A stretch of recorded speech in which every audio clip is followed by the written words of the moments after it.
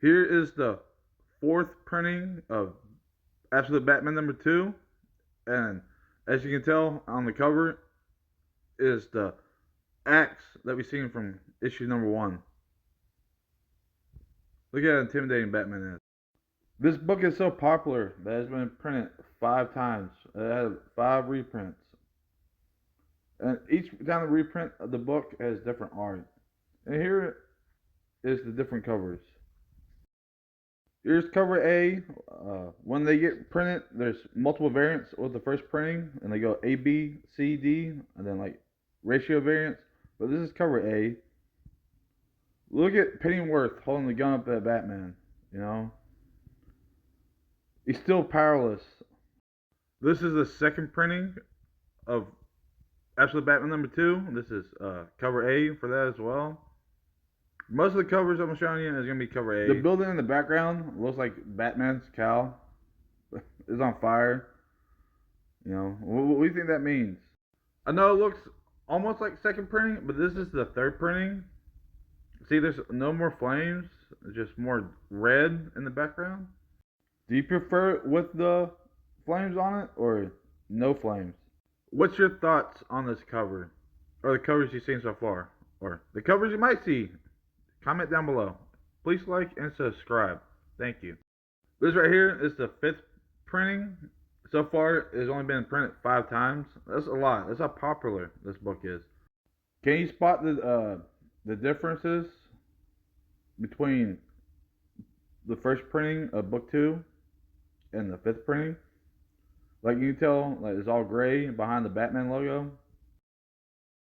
Book 2 starts off with a young Bruce trapped in the bat enclosure at the zoo.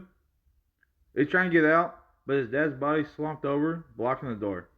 And we see a bat going screeching, and he's calling his friends. And then you see him swarm young Bruce. It looks like he's about to envelop. All the bats are going to envelop him. And the last we see is young little Bruce's eye. That's all we see. It's all pitch dark, and all you see is a little bit of light, and the bats engulfing young little Bruce. How would you feel if all the bats were engulfing you? Would it traumatize you? You think it would traumatize young little Bruce? Be a pivotal moment for him?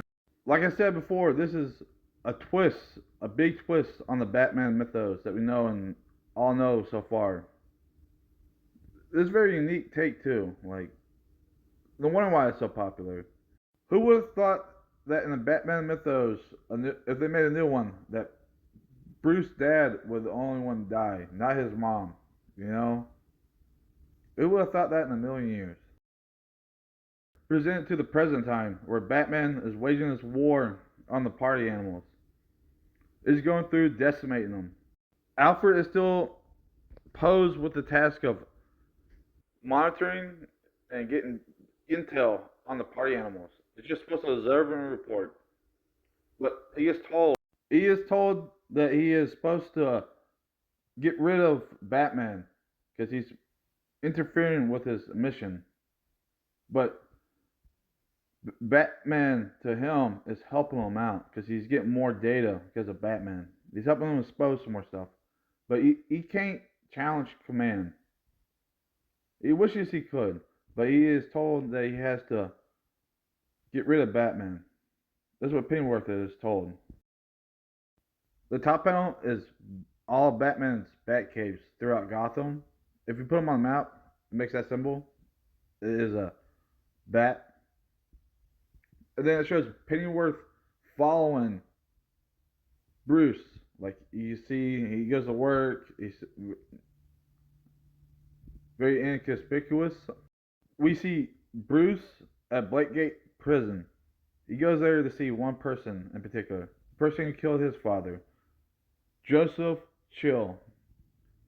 Pennyworth can see him on the surveillance cameras, but we can't hear what he says. But he has an idea of what he says, and he respects him for what he said. And then in the last panel, you can see where he turned off all the countermeasures he had for Batman so he could help him out on this crusade. And you see what looks like the party animals rushing.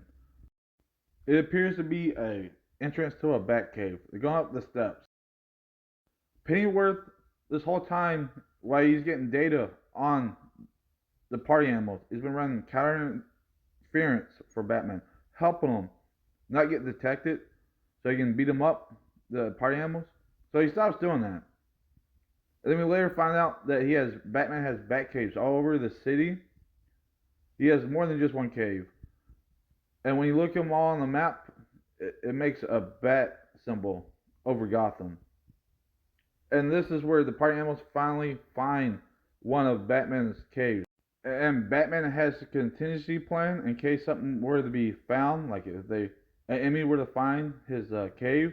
He has a booby trap. And then the last picture is the booby trap. But as Pennyworth is finding more about him, like he sees Bruce, he follows him, what he does in the daylight, and he knows is that Batman goes to work and he escapes, like lives a life unnoticed, which is kind of weird because in the old comics, Batman is rich and well known, but in this retelling of Batman, Batman is just a mysterious, regular person who can just blend in with society. We see Mayor Gordon in the hospital. He's watching TV. He's recovering from the gunshot from the last issue. And the TV's playing, and they have the news on, and they did a poll. And they're showing that there's a large support for Batman. And the news is asking why is Batman has so much support, even though he's a criminal.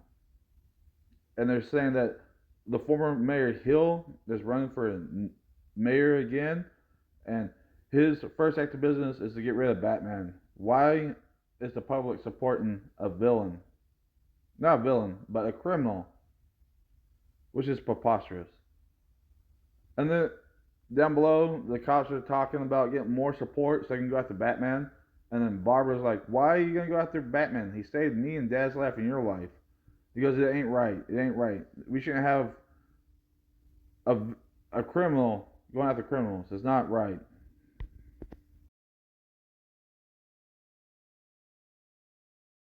Then we see Martha and Gordon talking.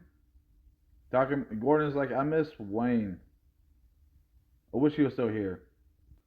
As they get to talking, they're talking about like what happened that night, and then I have a flashback of young Bruce when Gordon found them. Because ever since that day, that's his pivotal moment. Like he has not been the same, and Gordon can recall that night that it all happened. Like when he found them, it was so dark in there. He was saying the bats were everywhere on him. Like how can a young kid handle that kind of trauma? And that's when Martha says he was never the same after that day. Flashback back to a couple days after the event at the zoo.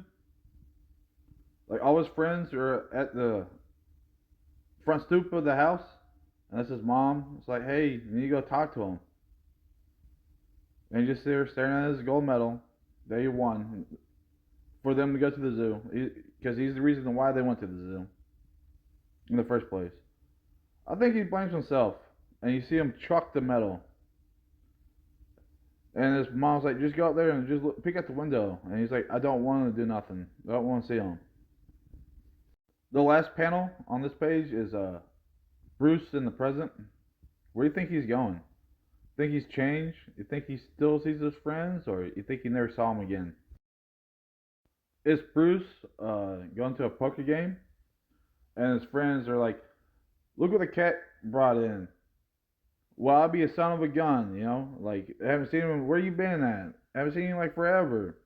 And he's like, I've been busy. And then one friend's like, oh, let me take a picture so I can record this, make a note of it. And they're all giving him hell, like little tongue-in-cheek lashings. As you can see, they're all villains that we know of. Like, you got Harvey Dent, Two-Face, the Riddler.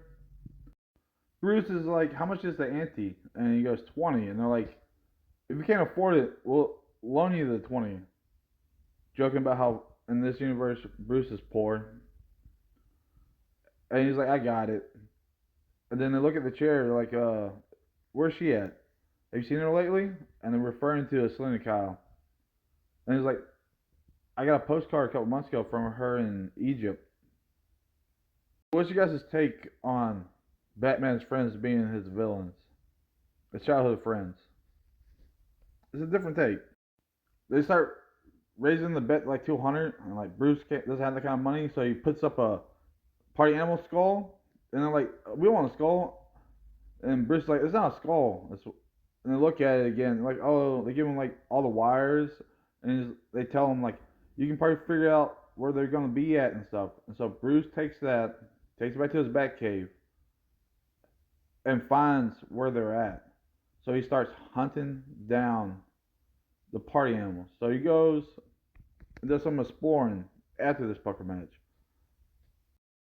This is right after Batman's been snooping around in the computer looking for information about the party animals. The leader of the party animals comes on the screen. He goes, "Well, hello there. Finally, Batman, we meet now. Unfortunately, we don't have much time to chat. I like you. I do. You're my kind of party, so I'll make you a deal. Everything you ever wanted, but full disclosure, you are in a bit of a spot." He tipped off all the GCPD, and they're all closing in on him. We got it surrounded. And he also has all his party animal people around it. He said the deal for him is to survive.